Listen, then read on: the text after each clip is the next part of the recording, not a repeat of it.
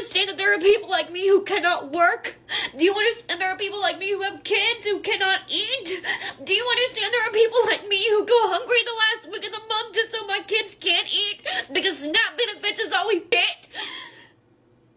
I need somebody to please tell me he's lying. I can't. What am I gonna do? So they're canceling the federal program. I do get help with government assistance, appreciate it so much, but they don't take care of my whole life. If I don't have food stamps, I have to spend cash. Just like yesterday, I went to the store and I could not believe that eggs was almost $7. But Medicaid as well. So does that mean if I go to the emergency with my kid or we're sick, our Medicaid's not gonna work? And this is why we have to figure out our lives and cannot depend on government assistance forever. I appreciate the help, but I promise you government assistance is not what I'm going to be on forever. My goal is to be financially free, and I hope that's your goal too. Hello guys, and welcome to the Joy Report. In today's video, we're going to talk about the executive order to freeze federal funding. We're also going to see the reactions that the American people have had following this news, and also what they think about this matter. We have seen there's been division. While some people are applauding the move and saying that it is about time because some people have been taking advantage of the system, we have seen others cry because they don't know where they're going to get their next meal because this is the program that they've been depending upon. So if this is the kind of content that you enjoy, please consider subscribing and liking this video so that it may be able to reach a wider audience. And so without further ado, let's go straight into this video. So right now, I'm going to roll a few more clips so that you can get to see their reactions and what people are saying. And then I'll come back with my commentary.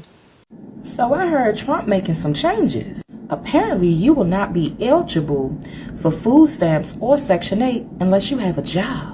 Working at least 30, 35 hours a week. It's about to get real out here.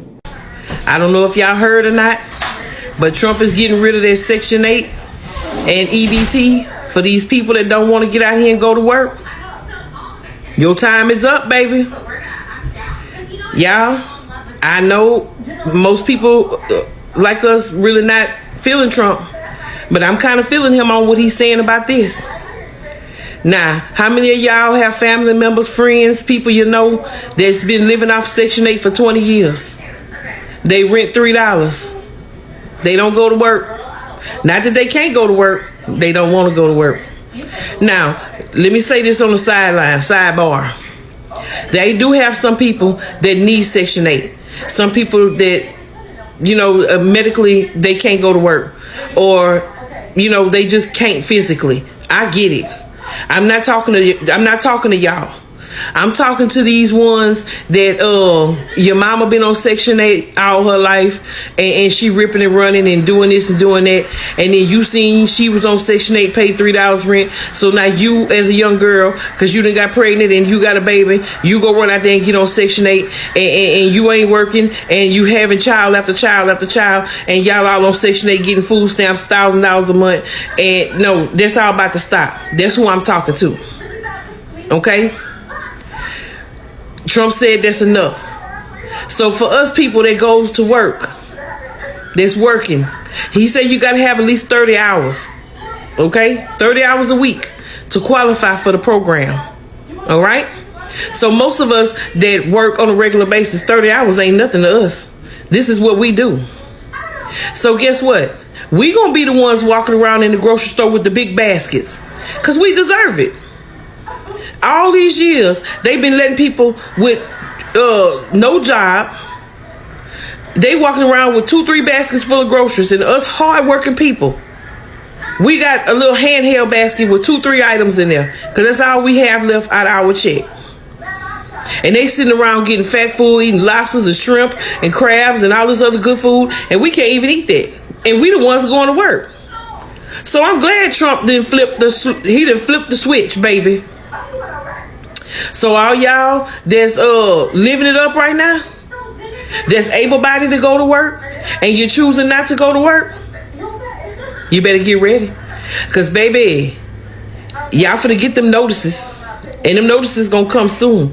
And like he said, real quick.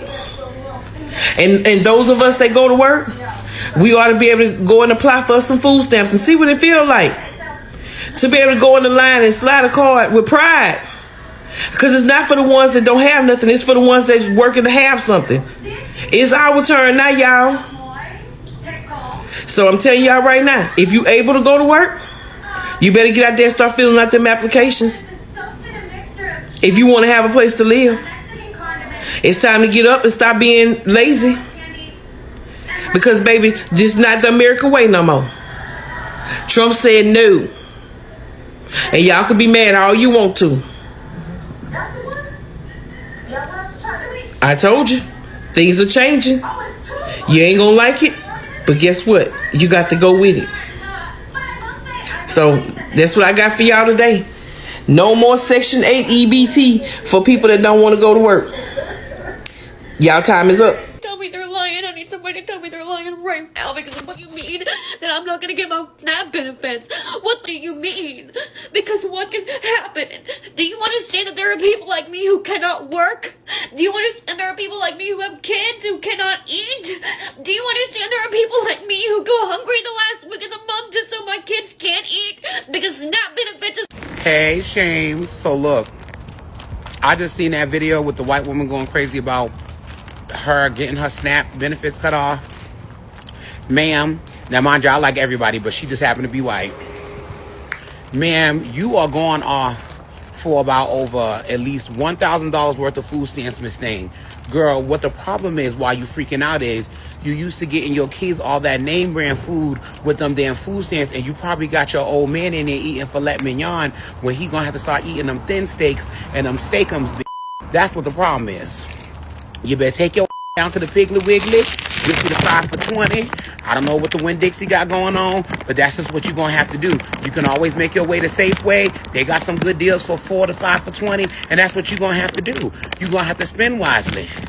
The girls is going through it, and I used to love my stamps, but the girls are going through it because they can't just be throwing crab legs and filet mignon in that basket no more. Time to eat cheap. So guys, after watching the reactions of people, what do you think? We cannot fail to deny that the standards of living everywhere have risen. And so there are people who genuinely depend on such programs for them to survive. There are people who are disabled and cannot work. So as much as we can say that there are people who are taking advantage of these programs, there are people who really need these things. Now, we have seen people saying that you might find someone is on food stamp but is driving a really nice car. So it does not make sense. But something you need to know also is that someone might have fallen into a bad situation just abruptly, and this is what they need to survive. For example, someone has lost their job and this is not something they were anticipating. So such programs such as food stamps are just temporary measures for them to use until they get back on their feet. So you can understand how some people are still driving nice cars while on these programs. It does not mean that they're taking advantage of it. No, it just means that somehow they have found themselves in such situations, and this is what they have to do for now. Now, the Section 8 housing, I've had people saying that it promotes just a cycle of poverty in families, because once you are in there, people get comfortable and they don't want to leave, and you have to make a certain amount of money for you to continue to qualify. So you cannot go above a certain income. And there are people who even choose to leave jobs or refuse to take jobs because they will lose their housing.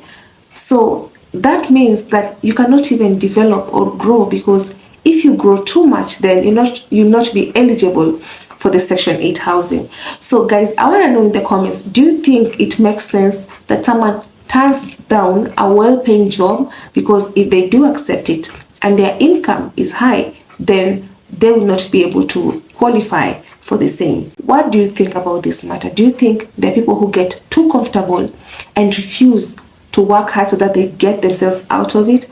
I've also heard people saying that there are programs to help you even own a home through Section 8, but most people choose just to remain at a certain level of income so that they continue qualifying. And also, we have seen people complaining that there are people who live there for years and years and years, and so the younger people cannot get it. Trump want to sign everything else. He need to sign that the people that have been on Section 8 for 10 plus years, it's time for them to go. It's our generation turn now. People who ain't had a chance. Like, come on now. But I'm like, how are you aspiring to get into Section 8? You should be aiming higher. That is just my opinion. I also love to hear what you think about what this person was saying about the older generation living so that they can get into these houses. Now, I feel there has been so much misinformation, and the order is also so vague that people don't understand what will be frozen and what will not. So I feel there needs to be education so that people can understand what will be frozen and what will continue. Because even students we've seen are scared because they don't know where they will get money for their next semester. So those are things that needs to be very detailed and discussed so that people will know where they stand. Now, news just in says that a judge has just put a freeze on the executive order to freeze federal funding, and the matter will be reviewed February 15th, but they need time to go over and see if this matter makes sense. Hey there, Melissa. Well, the freeze is now officially itself frozen thanks to a federal judge who's just issued a pause on the Trump administration's freeze. That freeze was expected to go into effect, or scheduled to go into effect, about 13 minutes ago.